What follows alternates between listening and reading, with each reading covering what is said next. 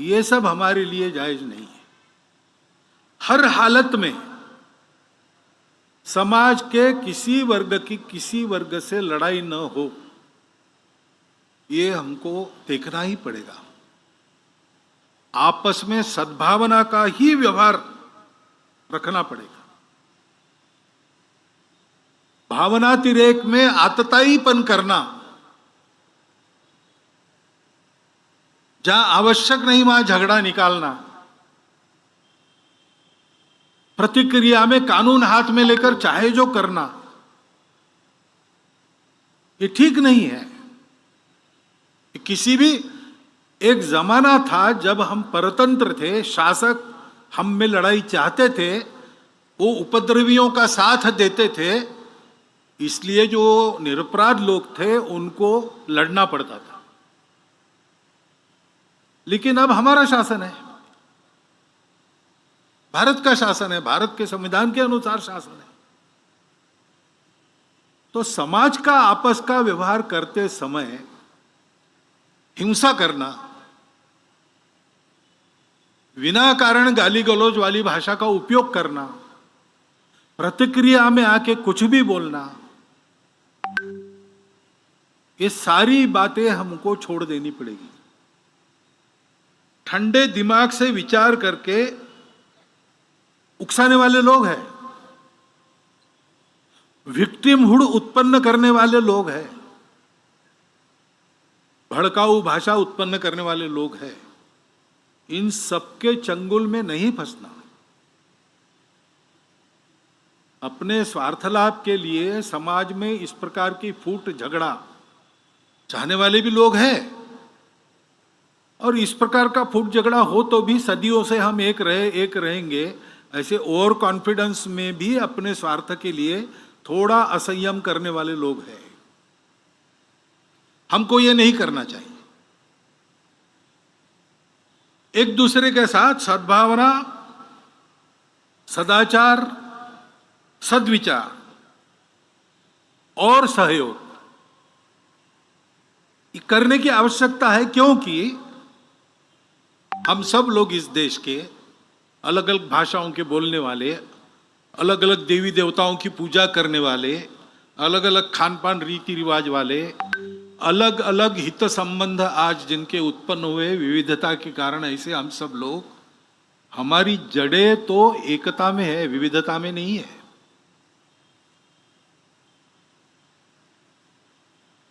रविन्द्रनाथ ठाकुर ने कहा कि विविधता में एकता का परिचय देना और एकता के आधार पर विविधता का समन्वय करना सिखाने का काम ही भारत का प्रमुखता से धर्म है।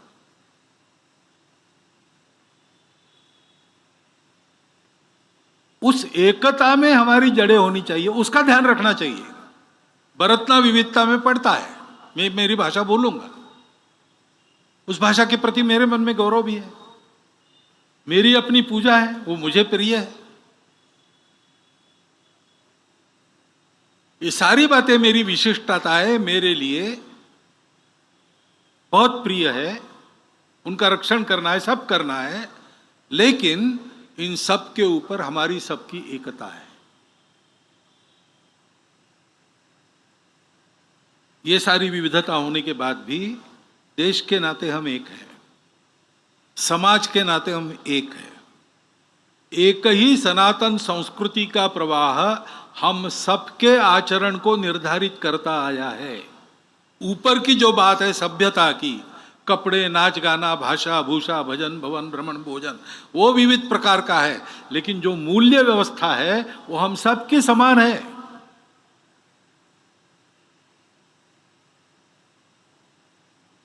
और पूर्वजों से हम एक है, हमारे कोई अलग अलग वंशा नहीं है।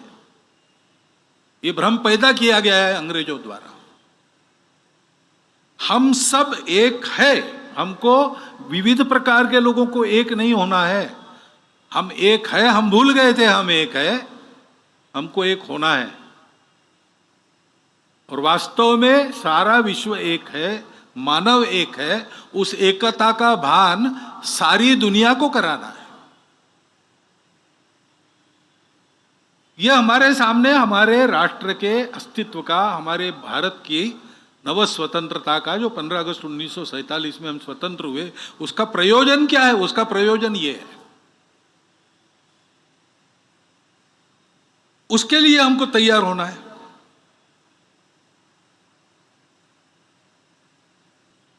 हमारा आदिवासी बंधु हमारा ही समाज है।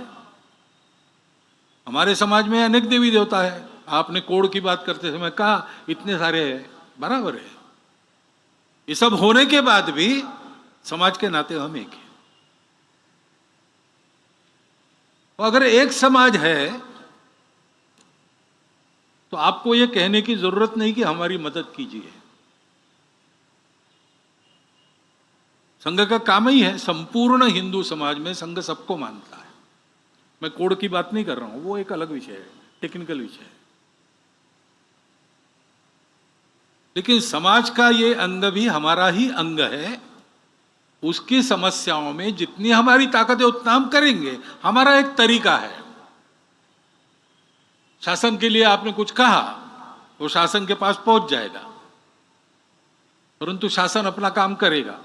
और कैसा करता है आपको ज्यादा मालूम है, आप रहे, इसलिए वहां हमेशा समय लगता है और सभी फैक्टर्स एक साथ बहुत कम बार सोचे जाते हैं।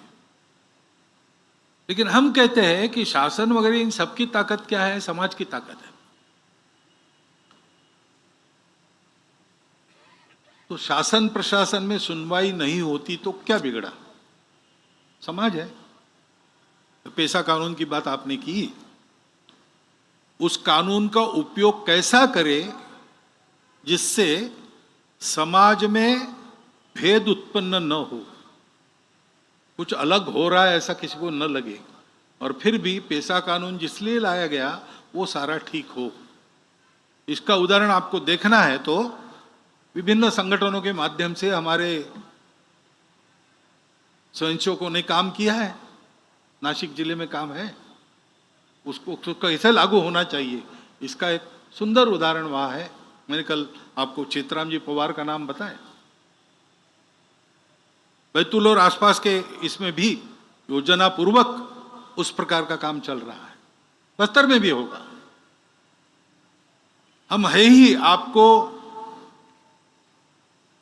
विनंती करने की जरूरत नहीं। मैं कहता हूं आपने आकर हमको एक कर्तव्य बोध दिया है। हम जहां जहां पहुंचते वहां ये सब करते हैं। पहुंच हमारी बढ़नी चाहिए, बस इतनी बात है।